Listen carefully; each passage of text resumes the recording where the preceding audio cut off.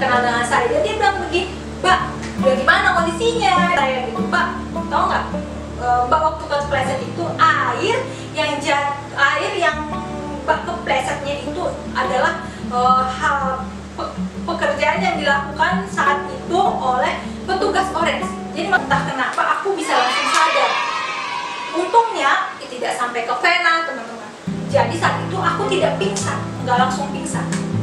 Aku itu bersyukur sekali. Ya udah di anestesi lokal lah. Kalau nggak ada aku itu hilang, itu mabok, itu kemana-mana, udah kecamatan. Ada yang sedih, ada yang bersyukur. Dan aku syukurnya sampai sekarang aku masih bisa survive. Itu memang ya. Gunung lewati lembah.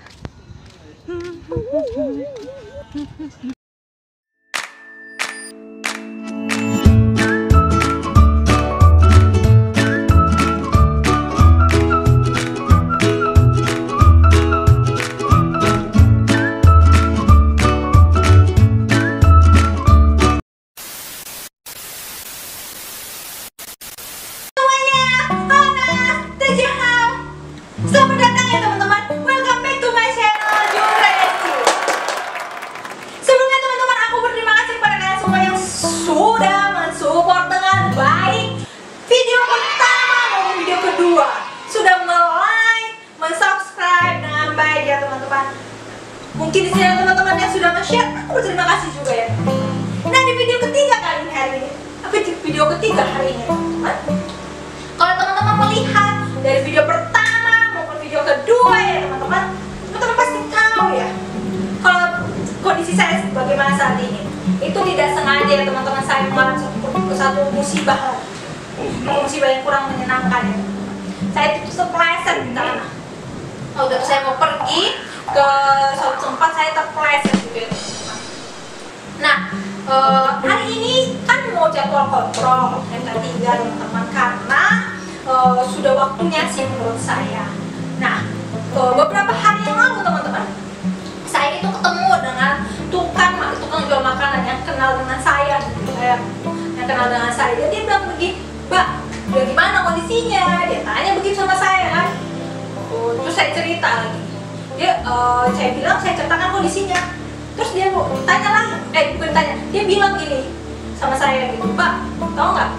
Mbak waktu kepleset itu air yang Mbak keplesetnya itu adalah hal pekerjaan yang dilakukan saat itu oleh petugas orange. Jadi maksudnya gini teman-teman, waktu itu aku mau keluar, aku mau beli sesuatu, aku mau mencari sesuatu ya teman-teman. Jadi saat itu aku tidak tahu kalau petugas pasukan orange itu sedang melakukan aktivitasnya membersihkan selokan yang saat itu banyak sampah, dan ketika pastinya situ ada sisa-sisa air. Nah, sisa-sisanya itulah yang membuat aku terpleset. Jadi waktu itu aku mau pergi, mau mencari sesuatu, mau membeli sesuatu itu ya teman-teman.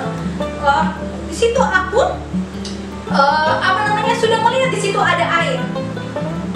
Jalanan itu tidak terlalu lebar, bukan kayak jalan tol segala macam, jalan cuma segini. Nah, pas aku keluar dan mau mencari dan membeli sesuatu, aku sudah melihat di situ tuh ada genangan air. Pas aku mau nyebrang, aku lihat kiri kanan, aku lihat ada mobil, tapi mobil itu pelan-pelan jalannya gitu. Pas aku mau nyebrang dan aku lihat di situ ada air, ternyata tanpa sengaja aku terpleset ke belakang, kayak langsung kepala pokoknya ini jadinya ke belakang lah gitu. Jadinya ke belakang gitu.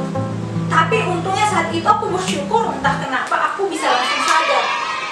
Untungnya tidak sampai ke vena teman-teman. Jadi saat itu aku tidak pingsan, nggak langsung pingsan.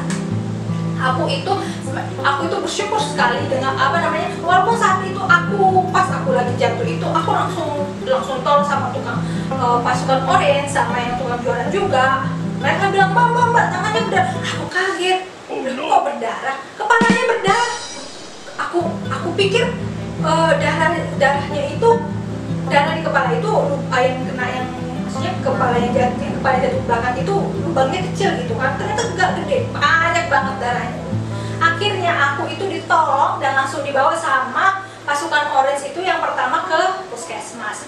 Tapi puskesmas itu pun tidak bisa melakukan dan menangani, cuma bisa ditutup dibersihkan lah gitu pakai alkohol, ditutup. Dia bilang sama orang petugasnya itu bilang, udah ini dibawa ke rumah sakit aja, ini harus dijahit. Ya udah aku langsung dilarikan, dibawa langsung lagi ke rumah sakit yang dekat daerah Grogol teman-teman. Nah, sampai di rumah sakit itu aku langsung dimasukkan ke IGD, dan untungnya aku bertemu dengan dua dokter yang baik, dua dokter yang sangat baik menolong aku. Jadi ketika waktu udah sampai, mereka juga bertanya, kok ini nggak dijahit di puskesmas? Aku udah dijawab, nggak tahu tuh. Pokoknya orang puskesmas sana bilang mereka bisa jadi sini. Kok gitu? Dan akhirnya jadi bahan pertanyaan, dan mereka pun akhirnya tidak mempertanyakan lagi gitu. Tapi sebelum dijahit, aku bilang, dok, ya udah, aku bilang sama dokternya, ya udah nggak apa-apa jahit, tapi aku anestesi ya. Aku bilang gitu sama dokternya, ya udah di anestesi lokal lah. Kalau nggak di anestesi lokal, udah aku menjerit-jerit.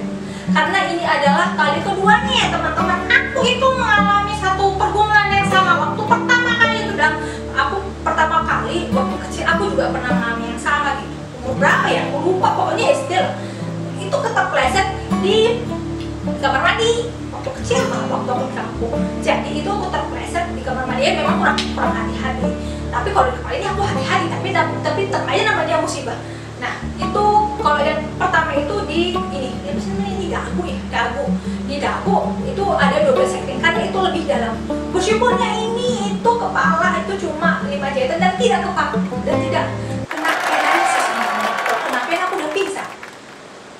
Tapi yang paling aku sedihin juga waktu aku ngalami musibah kepala belakang itu sebenarnya teman-teman, aku kehilangan kacamata. Jadi ketika aku udah langsung terpleset, aku bangkit. Pas aku udah bangkit gitu, yang pertama aku cari itu adalah kacamata, karena aku tidak bisa melihat, karena kan aku tidak bisa melihat tanpa kacamata. Aku itu kabur, kalau aku buka begini aja itu kabur bang, itu kabur, aku tidak bisa melihat. Oh bisanya sih melihat lampu apa segala, tapi untuk melihat jalan jauh udah nggak bisa.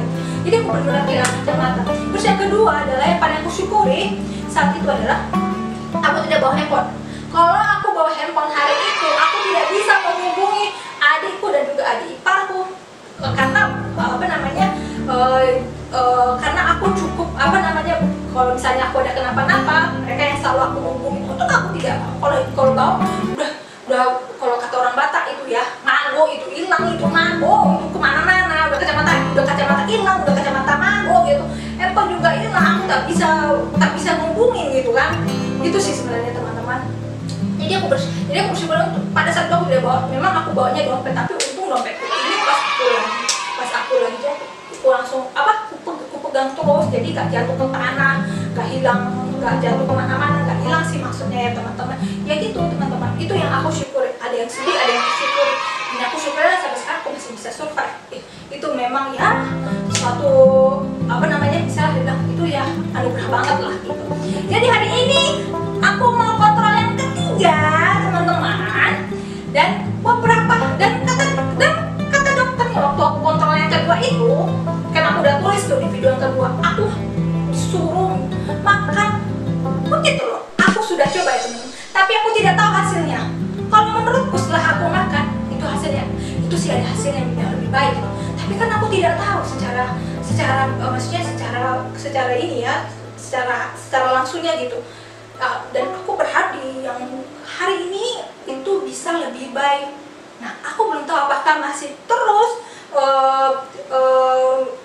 pakai perban itu atau enggak, atau udah bisa dilepas. Karena yang kemarin udah 2 jahitan teman-teman. Aku bersyukur 2 jahitan, nanti jahitannya. Nah, hari ini aku mau kembali, dan karena kondisinya masih ini hujan, aku berharap hujannya semakin reda ya teman-teman. Tapi memang harus ini sudah berkomitmen untuk kembali ke sana ya teman-teman.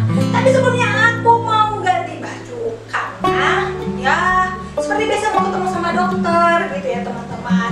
Ikutin terus ya teman-teman, nanti saya akan share lagi ya teman-teman. Sampai ketemu lagi. 1 hour later. Teman-teman, aku pergi dulu ya. Seperti biasa.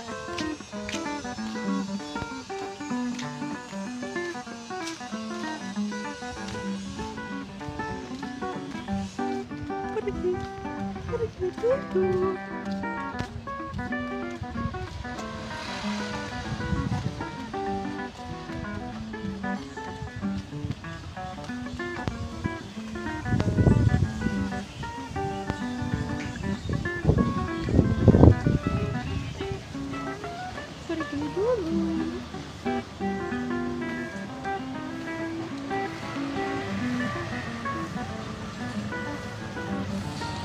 A few moments later.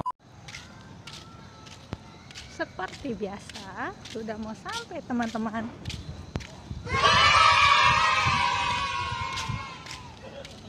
Mendaki gunung, lewati lembah.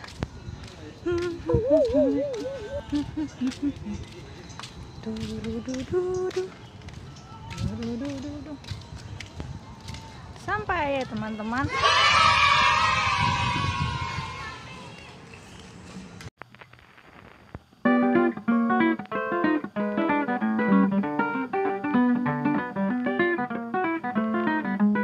One hour later. Ya udah, aku udah selesai. Di hari kontrol yang ketiga ini sudah selesai, sudah bagus hasilnya. Begitulah. Dan sekarang bisa beraktivitas kembali dengan baik lagi ya teman-teman. Terima kasih yang sudah menonton YouTube channel saya, dan tetap support.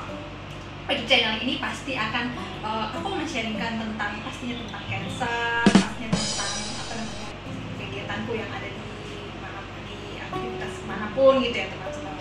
Ya, terima kasih ya teman-teman, dan terima kasih untuk semuanya. Jangan lupa like, subscribe, dan bunyikan notifikasinya ya. Dah.